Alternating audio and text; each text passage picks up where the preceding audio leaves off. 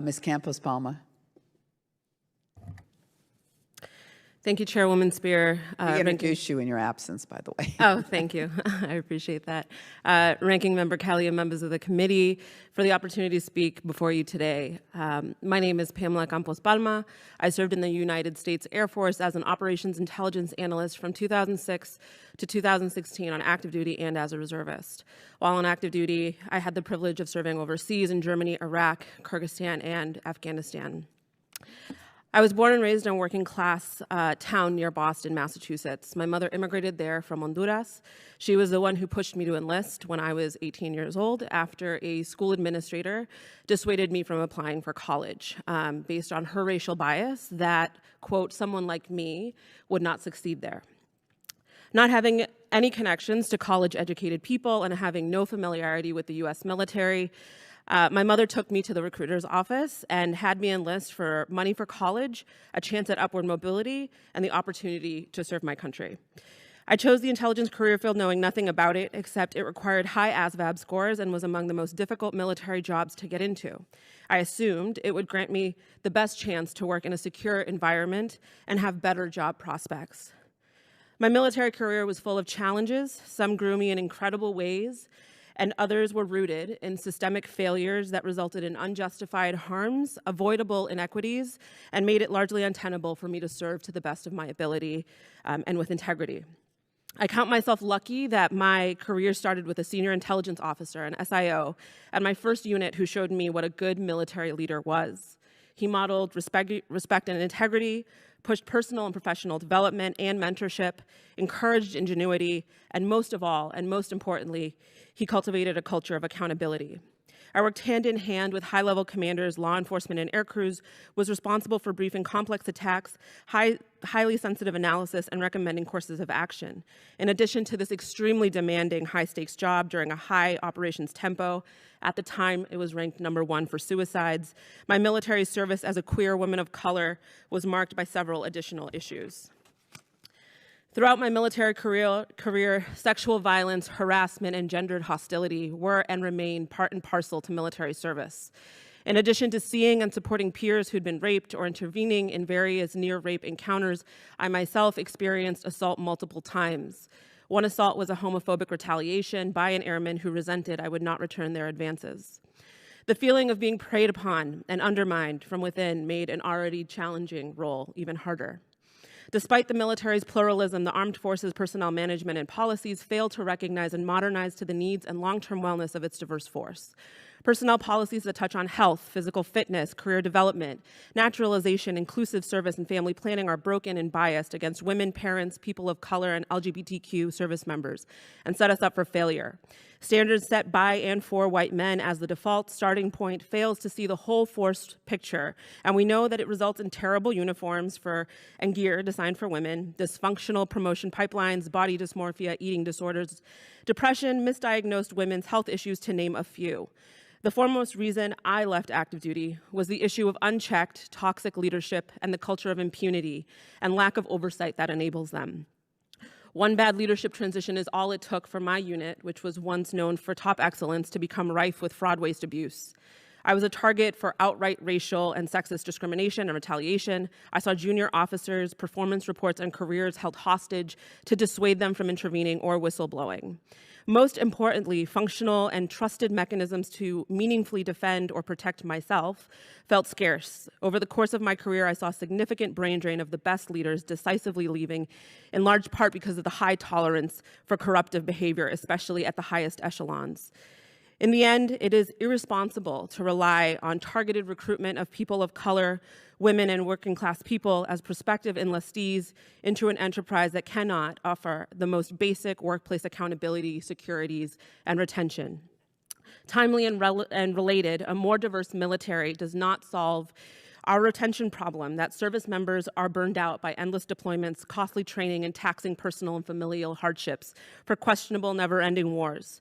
This is an increasingly growing sentiment as training accidents continue, lives are lost, suicide rates have not substantively gone down, and moral injury grows. In addition to urgent action towards military justice reform, research sanctioned by Congress that specifically surveys minority groups is vital. Specific objectives around enlisted women with distributed race representation across branches, transgender, gender nonconforming troops that are currently in and have been discharged within the last 5 years, troops of color, and religious minorities is vital to get direct insights and assess the scope and scale of structural and cultural gaps. More assertively partnering with our allies, mill-to-mill contact with Australia, Canada, and Great Britain in their own research design, which I would say is more advanced than ours, and work around these problems is essential. I was encouraged several times to commission in the United States Air Force by ranking officers I deeply admired. I joined the reserves specifically wanting to make a change from the inside, even if it was in a small part.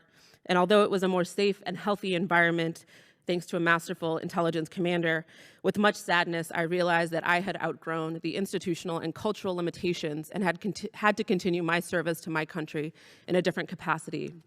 Thank you for the opportunity to testify. I look forward to your questions. Thank you. Mr. Garrison. Chairwoman Spear, Ranking Member Kelly, distinguished members of this committee, thank you for holding this hearing and for the opportunity to provide this testimony. In the early morning of September 11, 2001, I walked out of my national security law seminar with a close friend and fellow West Point cadet. As we turned the corner, we came across a young instructor, a major, who was transfixed by footage displayed on his projector. Inexplicably, a jetliner had crashed into a tower in the financial district of Manhattan. The World Trade Center, he told us. We were dumbfounded. How could such a horrific accident take place? Then, together, we watched as the second plane crashed into the South Tower, erupting into flames. The major glanced over his shoulder in our direction and then back to the screen. Well, gentlemen, he told us, it looks like we're going to war. We graduated June 1st of the following year, 2002. By February of 2003, I was in the Anbar province of Iraq for my first of 2 deployments. But I was no stranger to service. My mother was a career educator in South Carolina, and my father, who was drafted and received the Bronze Star in connection with his service in Vietnam, spent his career helping veterans find work through the South Carolina Department of Employment and Workforce. Notwithstanding their upbringing in a segregated South, they always stressed the importance of giving back to both community and to our country. But when my father was recruited to attend officer candidate school, he declined. Though he excelled in the military, men from his 1st Cavalry Unit, all white, have reached out to me to praise him over the years. My father saw an army with leadership that did not seem to value men of color equally. Although the military has made remarkable strides toward a true meritocracy since my father's era, serious problems linger. I am immensely grateful for the opportunities my military service provided. I would not be sitting before this committee today had it not been for what I learned and achieved in the military. My appreciation and love for this service is, in fact, why I believe it is so important for this committee to engage in this discussion. But had I been afforded more direct mentorship and more examples of leaders who reflected my own life experiences, I would have been more likely to remain a member in the Army. Like my father a half-century before me, I decided to seek out other ways to continue serving my community and my country. Before addressing the challenges we face and potential solutions, I'd like to establish why diversity of our military forces matters. First, it fosters cohesion. A report from Cornell University states that some studies have found that higher overall levels of cohesion are associated with individual benefits of increased job satisfaction, retention, and better discipline outcomes. This suggests that promoting inclusivity and respect within the ranks is not only the right thing to do morally, but also a matter of national security. A more cohesive unit is a stronger fighting force. Moreover, in order to address a diverse set of threats across the globe, we must strive to include a diverse set of life experiences and perspectives. The young female intelligence analyst from Oakland will view the world through a different lens than her male counterpart from Biloxi or from her older leader from Santa Fe. And this diversity helps overcome groupthink or tunnel vision, which in war can prove fatal.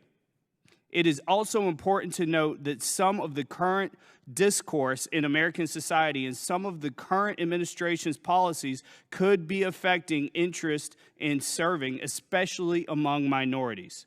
The militarization of our nation's southern border, the deportation of veterans, the potential rescission of the parole in place program, tenuous status of Dreamer service members and veterans, the transgender service ban, the fact that many major military installations are still named for Confederate leaders, the ongoing worries about white nationalism in the military's ranks, and the fact that an individual who holds extreme views on race continues to serve at the highest level of immigration policy making. These factors risk causing a detrimental impact on our military's ability to recruit and retain new and diverse talent.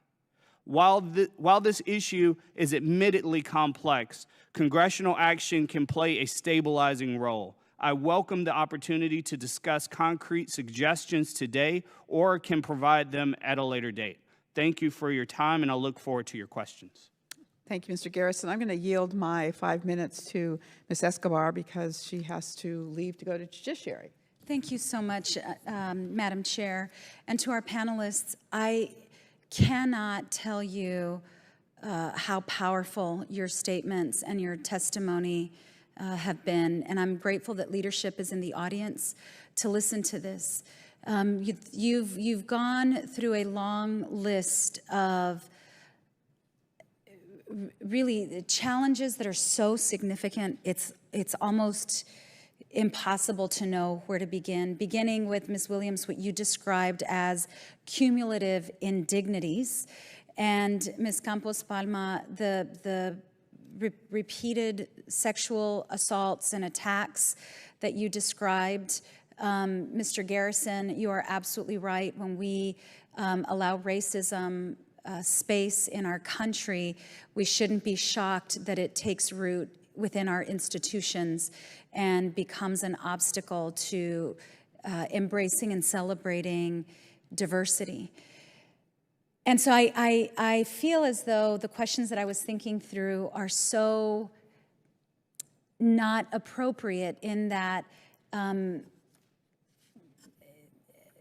the challenge is greater than I think we even realize.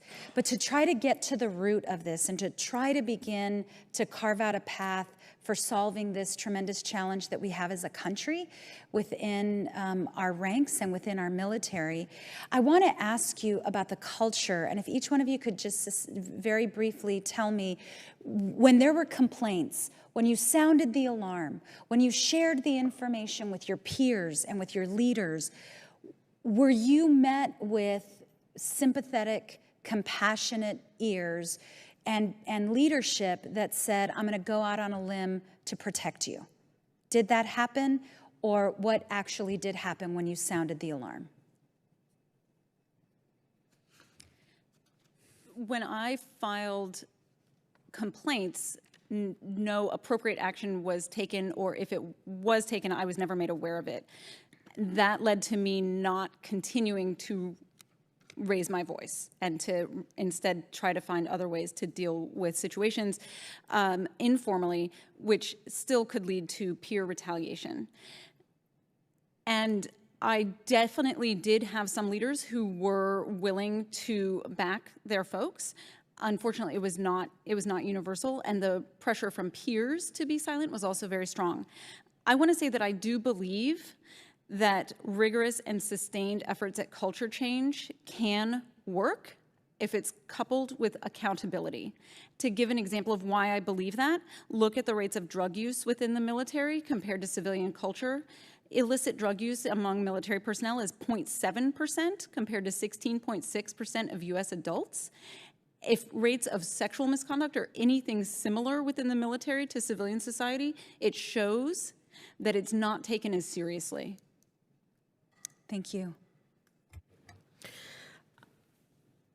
It's an interesting question because I don't know that it's just about willingness. I also think it's about capacity and power dynamics. I think in such a hierarchical institution, it's really difficult.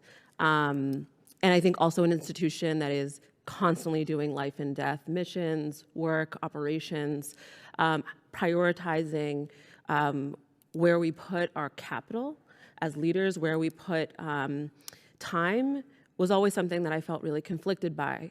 I would ask, when I experience things that I think we're trained to say, this doesn't feel right. This doesn't feel right. This doesn't feel in alignment with our core values.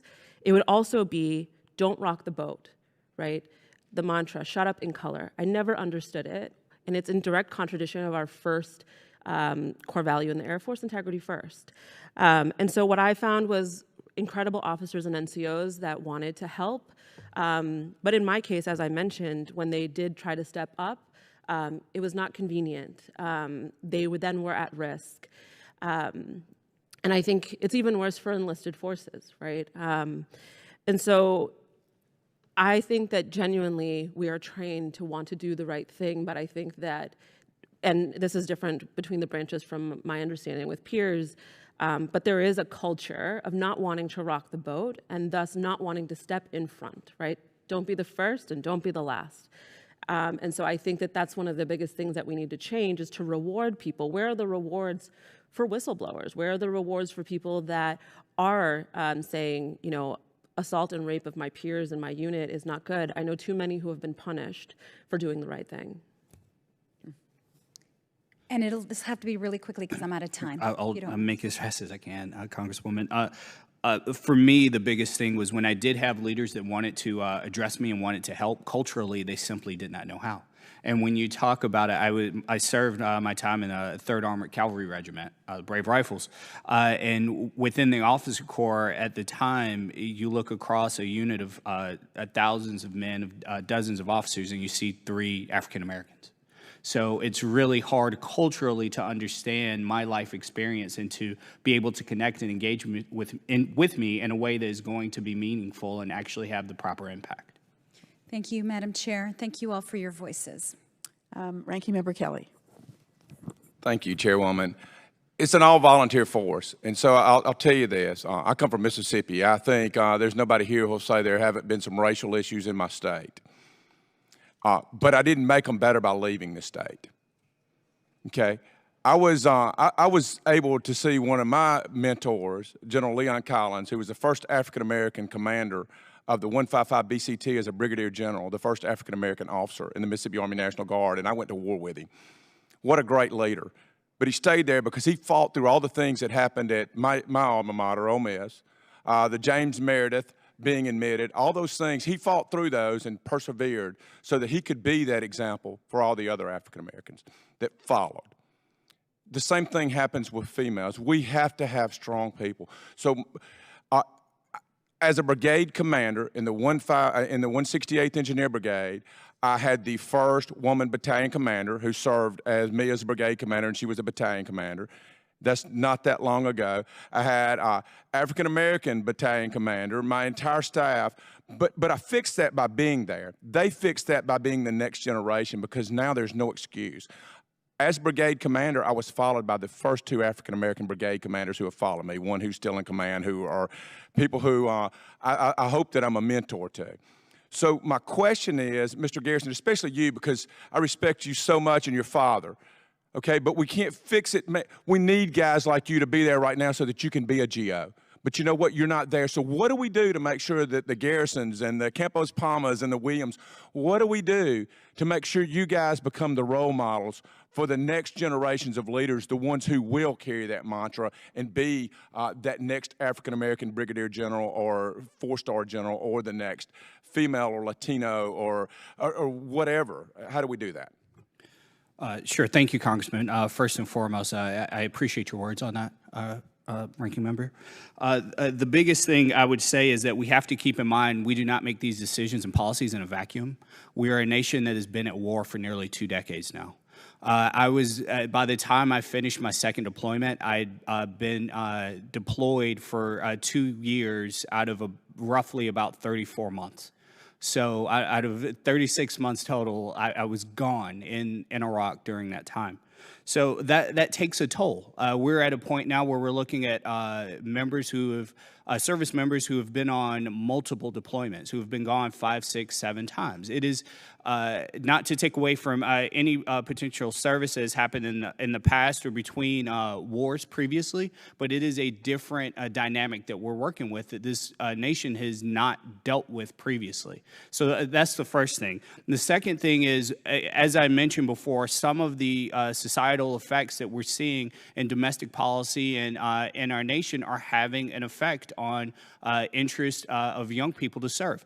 There was a report done recently by the National Defense University that said 73% of African Americans in active duty service right now are incredibly proud of their service. When asked if they would recommend service to a young person, 45% said absolutely not. That is a problem that we're facing right now, and it's a part of this dynamic. And when we talk about, and some of these things are things that Congress can affect, we can look at, I would recommend that Congress take a look at the nominations process and see how we're actually drawing talent for the academies, as well as look at the demographics for ROTC, because it's not just the academies that we get leadership from. We get it from ROTC as well. But we have to ensure that whatever policies we put in place reemphasize the importance of keeping these young junior military officers in place so they can go through the ranks and they have those opportunities. Yeah, and I think part of that is, I mean, I was in with General Miller today, and his service stripes, overseas service stripes were above his elbow, which means he's had more time downrange than he has before, okay? And that's our senior leaders. I mean, I was gone for 3 years out of 5 at one point in my kid's life. 3 years out of 5, I was downrange. And so we all face that, but how do we get African American, Latino, is that recruiting HBCU universities and ROTC in greater numbers? How do we get greater numbers at the entry level? Because until they're at the entry level, we can't get them at the exit level. And then we have to have people, we got to figure out what it makes, what it does to keep them to stay to be a senior officer. Yes, ma'am. I think that I find it interesting that in your question and even in the last panel, there seems to be this focus on bringing people in. If they don't have mentors and solid, if the people that are going to be their commanders, their supervisors, the wing commanders are not stable, then we're setting them up for failure. So I think that's first. I would also say, the last time I went up for a commissioning board, we were asked, if you become an officer of the United States Air Force, what is the single issue that you want to tackle? The person I was going up against said fitness. My answer was I would eradicate sexual violence in our military, because at the time we had just had 3 colonels convicted for, well, not convicted, they were found in inappropriate behavior. They weren't convicted. And they had a female colonel speak to me afterwards to ask me if I had something to share, if I was okay, is everything all right? And I said, why? And they said, well, the board found your answer a little concerning. And so I think that the way that we measure and define strength, progress, success is really important, more than ever. So when you say that we need strong leaders, I'm curious what that is. And I'll just finish by really quickly saying that hearing the last panel, I did have some pride in being Air Force. I know we get a lot of jokes, but Colonel Gina Grasso was one of the great officers that I had a privilege of serving with. She was the first woman high-ranking general in personnel in this role, and she warned us about this. She said, do we need more brawn or do we need more intellect? We're going to have to look at a different way of measuring strength in the military. So that's what I would say. I agree, and we don't have time. I've got to yield back. But I do think some of the people sitting at this table, we need you to stay, and I'm saying that not to y'all, but the other people who are out there, we need you to stay to be tomorrow's senior leaders, to be those mentors, because we can't get mentors without people staying. With that, I yield back, Chairwoman. Thank you. Congresswoman Davis. Thank you very much. Thank you all for being here. And you know, it's interesting because as I was sitting here in the first panel, I really did want to ask, what impact do you believe that the events that we have been through in this country over the last 20 years, if you will, have really impacted recruiting, retention, and culture?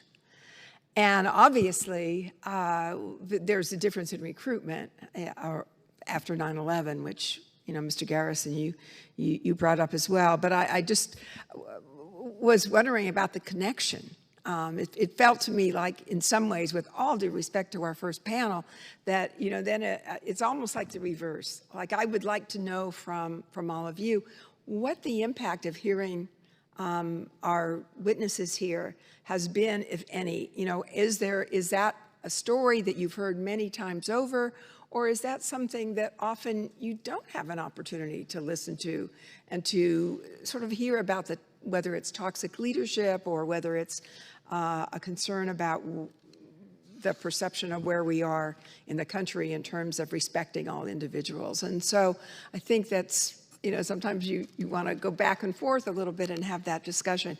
So let me go to the panel in front of me right now and just ask, I mean, in addition to what's been said, Mr. Garrison, you did say you had some ideas for the Congress, and you've all mentioned this in some way. Could you elaborate a little bit more on that in terms of, again, taking in the discussion that you heard earlier? How can we connect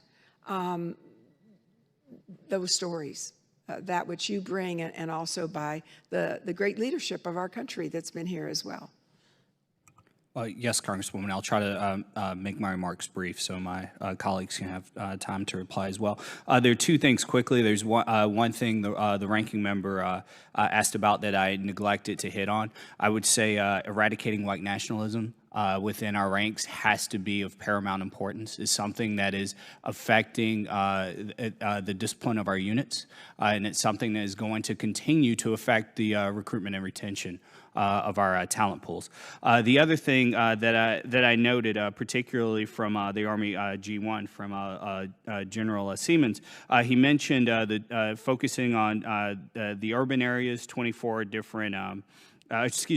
different cities, and the Warrior program. I think those are great tools, but those are part of the process. My question is, when you're going to those cities, what is the content? How are you designing these programs in a way that will best affect and ensure that you have the maximum outcomes that you need in order to bring these young recruits in? And I think the process is incredibly important, but we have to continue to review what content, how are we designing these programs to actually engage with these young people? Thank you. I'm very interested in the contradiction that a warrior class that is so trained in high levels of discipline, there's a disconnect there then when who gets disciplined, I think, is really important. We were having a conversation earlier. I think it is imperative, if we allow people to get away with toxic leadership, abuse, corruption in the military, it sets the standard. And in my opinion, it is the standard. Story after story that comes out of some person abusing their power in the military, our institution of discipline, of strategy, says to everyone that we are illegitimate. And how can we even be trusted? And so the military currently is the most trusted institution in our country. I think that we have a big threat of losing that if we do not make examples of high-level offenders. And it doesn't have to be outright rape, right? Of course, it is, even, and this bleeds over into the veteran community. The trauma that is then that then transpires within the military ranks and then outside of it, because we're not rooting this out. But also, as in my case, abuse of power. Where is that? And also good models of leadership. I wish that I could tell you high-level leaders, first shirts, that are being rewarded in the way that they deserve, and I don't think that they are. Thank you. To respond to some of the things that I heard in the first panel, first I want to mention that as somebody who has aged into the influencer demographic, I want to praise the Navy for a really great ad they have targeting me as the mother of a daughter. They're doing great. I think the Army's Warriors Wanted campaign isn't as well suited for the modern era, and I really hope that the next phase, highlighting other jobs, is going to be better at attracting a more diverse population. And then to talk about retention, Lieutenant General Rocco mentioned the importance of mentoring. And I want to call out the grave concern that in the era of heavy emphasis on sexual assault and harassment prevention, and then also coupled with the Me Too movement in the civilian sector, we have heard both within the military and in the civilian sector of men being more reluctant to mentor women because of their fears in this climate. So how do we combat that so that we have men willing to mentor the next generation of leaders as women, because we don't have enough women to do all of the mentoring of all of the rising ranks. So that's an area of concern that I'll raise. Thank you. Thank you. I must say that all three of you have provided remarkable testimony. My heart broke a couple of times as I listened to each of you talk about your experiences. You are great service members, and the fact that you left is a great stain on our military. And I would hope for all of our chiefs that are here, and thank you so much for staying, I think you can recognize that there are some strong messages coming from each of you, and you have to be listened to. There's too much happy talk, and we need to spend more time drilling down with a serious discussion about what's wrong and, kind of face it and address it. So Ms. Williams and Ms. Campos-Palma, what years were you in service? I was active duty from 2000 to 2005. I was active duty from 2006 to 2010 and the reservist 2011 to 2017. I'm sorry, and the reserves between 2010 and 2017, is that what you said? Correct. I've been working on the issue of sexual assault in the military now for over 9 years. And when I hear these stories, I just, I shake my head in disbelief that we still can't seem to. We have spent so much money and given so much attention to this issue, and I fear that we're not having the impact we need. Now, in fairness, you served before we took this issue as seriously as we do now. I'm just wondering to what extent your experiences aren't being replicated even now in the military. To you, Mr. Garrison, I join my colleague, Ranking Member Kelly, in saying what a loss that you are no longer serving. I guess my question to each of you is, if you were sitting here as opposed to there, give me 3 steps that you would take in terms of dealing with the issue of retention. We didn't spend as much time in the first panel on retention, but what are the 3 steps you would undertake to encourage that we do not lose talent like each of you represent? Ms. Williams? Thank you. First, to your question of whether or not sexual harassment and assault efforts have taken root, 2006, the sexual assault rate of active duty women past year was 6.8%, and 2018 it was 6.2. So I don't see that as tremendous progress. And please note that the rates are significantly worse for LGB service members. That's reflected in my written testimony as well as DOD's own reports. But please, in terms of intersectionality, this is a grave concern. For things that I would encourage, a total scrub of policies to look for unintended discriminatory effects and to carefully review Dakowitz's well-researched and thoughtful recommendations. You asked for 3, but those are 2. Okay, thank you. Ms. Campos-Palma. There was a lot of conversation, I think, around representation, but we know that representation doesn't exactly mean leadership. And so I think there needs to be an analysis around what levels of leadership. People like Colonel Grosso, did they get to meet their agendas? Did they have real power to implement changes and policies? So what do the exit interviews look like for our highest ranking diverse leaders? Secondly, the military justice system fails us. Not just for sexual assault, but as Mr. Garrison mentioned, white nationalism is a considerable threat. And if I was in right now, in the units that I'm in, I've done this exercise, I don't know how I would really report that, right? So clarity and really taking a look at the military justice system. And I would also say, just a fine point on military justice, who are the people we're willing to lose? I think is extremely important. As he mentioned, are we simple things like, are we streamlining naturalization processes for citizens in the military? Third, our military strategy and identity is in crisis and is failing our people. I would suggest you look at specific intelligence career fields that have now shifted to a different military strategy, different region of the world. Cyber has now forced us to look at different ways that our military will have to operate in the future. And so in this question of, are we in the right conflicts, and are we fighting these conflicts wisely and burning our people out? Missions like the DCGS mission is a good place where people have started to say, to me personally, I'm seeing different patterns. People aren't as depressed. People aren't as burned out. There's better life balance. We're going to have to move to that mission, I think. And so I would urge you to speak specifically to those individuals who are already starting to see changes. Thank you. Mr. Garrison. Yes, Chairwoman, thank you. I've already given you one idea in terms of the white nationalism.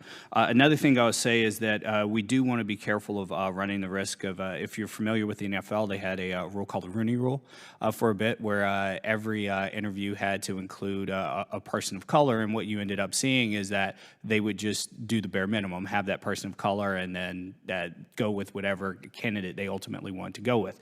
So the one thing I want to say is that we need to create a culture in which we are pushing our leaders to ensure that they are identifying talent, top talent among people of color and among women, and that they understand the importance of identifying that. And it's not simply to check the box. I am heartened to hear what the G1s had to say today. I think that we are definitely on that arc, moving in that direction, and we're beginning to see that. But it is incumbent upon the civilian authorities, Congress and the executive, to ensure that we hold them accountable, and we're continuing to make sure that that is something they're ultimately doing. And we want to create a culture that has true inroads and rewards those who look to lift up those from vulnerable communities more often, and really look at achieving that talent. We have a system right now in which everyone has to meet the standard. There are not different standards for anyone, and we have to do everything we can to reemphasize that and ensure that our military, the culture, understands that that's the fact, and we want to do everything we can to reward individuals who meet those standards. All right. Thank you very, very much. That will conclude our hearing today. There is a lot of grist for the mill. Your contributions have been extraordinary, and I want to say thank you again for the service you provided when you had a uniform on and the service you provided to us today. We stand adjourned.